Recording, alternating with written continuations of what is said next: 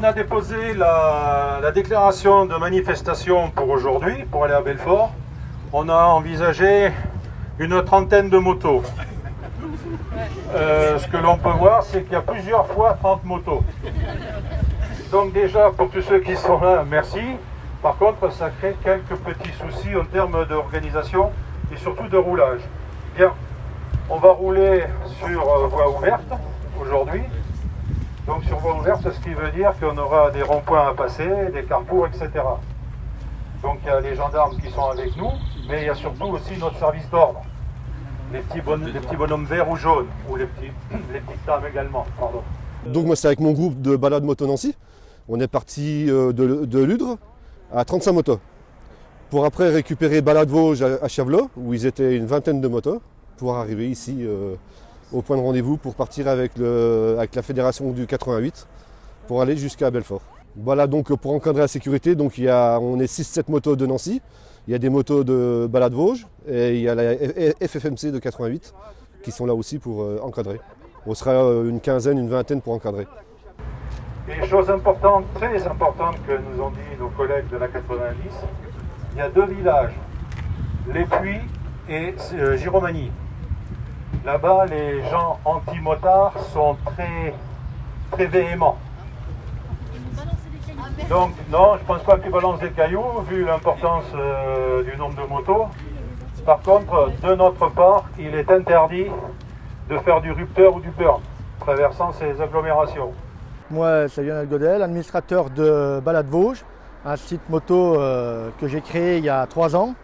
Alors l'initiative de mon groupe, c'est de rejoindre la FFMC 88 qui va réunir tout le monde aujourd'hui pour aller se joindre à la manifestation de la FFMC du 90 qui organise pareil cette manifestation contre le contrôle technique, car à savoir qu'ils veulent mettre en place un contrôle technique obligatoire pour les motards. Donc, mais ça a été fait, en fait, l'étude a été faite par DECRA. Les voitures, alors je comprends, hein, il y a beaucoup de personnes qui nous disent ouais mais ils sont pour, mais une voiture va faire 40 000, 50 000 par an.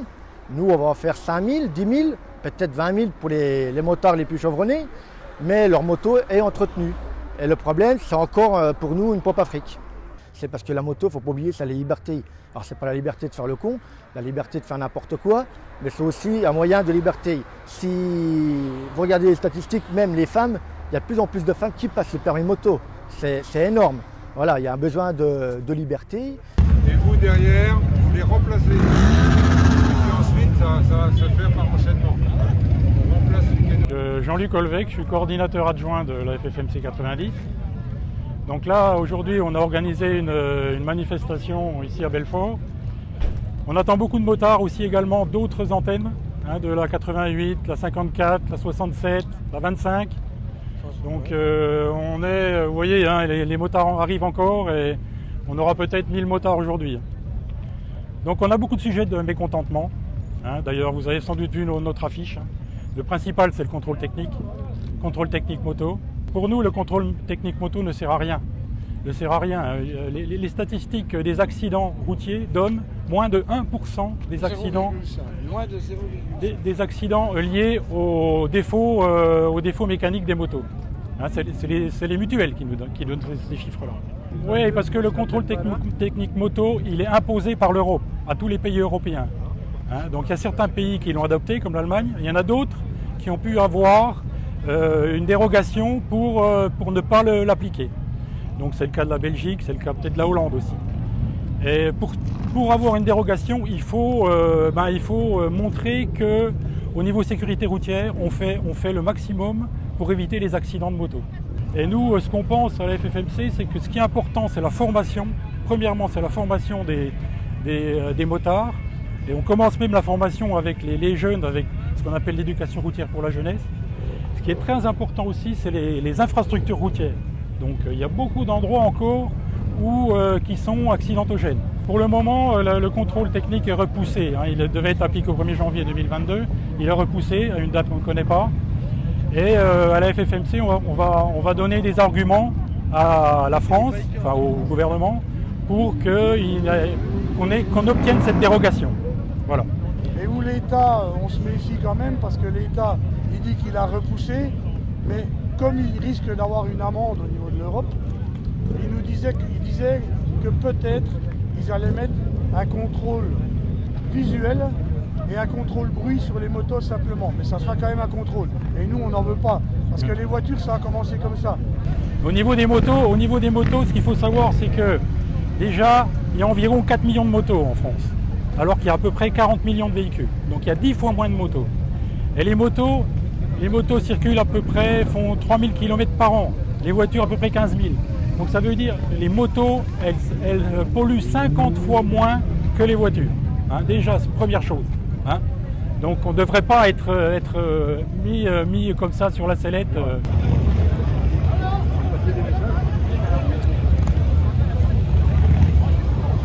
Et précisément, le service de sécurité sera là pour assurer votre sécurité. Donc, ils auront les warnings, ils auront des gilets. Laissez-les passer, regardez dans vos rétros de temps à autre, puisqu'ils seront amenés à remonter les fils. Aujourd'hui, on refuse complètement le contrôle technique, le port du gilet jaune, on ne veut pas savoir. On veut pouvoir rouler avec nos bécanes comme on le souhaite, modifier. C'est tout. Nous, c'est dans notre culture à nous, la custom culture. On défend la custom culture. On veut continuer à rouler avec nos bécanes. Le contrôle technique, aujourd'hui, on nous dit qu'il est repoussé, mais en rien, il nous dit, il nous explique comme quoi il va y avoir un contrôle visuel, émission de CO2 plus le bruit. Pour moi, c'est le début d'un contrôle technique, ni plus ni moins. Il n'y a pas de sécurité là-dedans, c'est juste du lobby. C'est juste pour rentrer de l'argent, c'est tout. Aujourd'hui, nous, on est quand même conscients, on n'est pas des écervelés, on sait avec quoi on roule. Aujourd'hui, c'est 0,3% d'accidents en France pour des véhicules qui ont eu un accident. Oui, aujourd'hui, oui, on est tous unis dans la même cause. De toute façon, que ce soit un tracker, motard, biker, on est tous dans le même panier. Aujourd'hui, on voit bien, hein, tout le monde est solidaire. C'est super.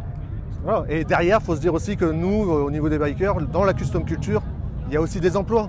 On a des préparateurs, on a des selliers, on a des peintres. Demain, on nous met un contrôle technique, à savoir que si demain on change la peinture de notre moto, c'est un véhicule modifié. Il sera automatiquement refusé au contrôle technique. Donc derrière, il y a les emplois qui comptent aussi. On défend notre custom culture.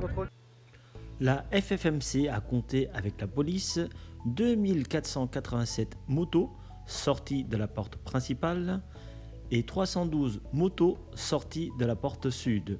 N'ont pas été comptées les motos qui n'ont pas pu stationner sur la place pleine, ainsi que les motos qui ont rejoint le cortège en route.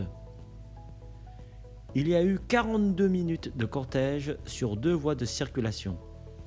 En comptant les passagers et passagères, l'estimation de la mobilisation est de 4500 à 4800 personnes. Vers 14h30, le cortège de près d'1 kilomètre a parcouru les principaux axes de Belfort, d'Anjoutin et Andelmans, créant d'énormes perturbations avec des pauses devant les centres de contrôle technique et la place Corbis. Le cortège s'est dispersé après 17h devant la préfecture.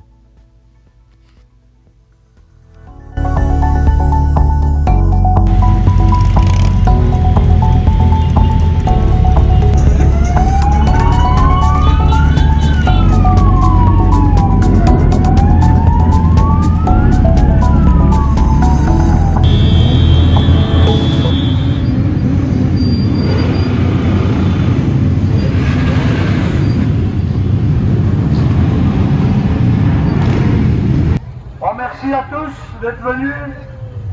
Je rappelle quand même qu'il y a pratiquement 200 motards qui sont venus de la 88, accompagnés des 54 aussi.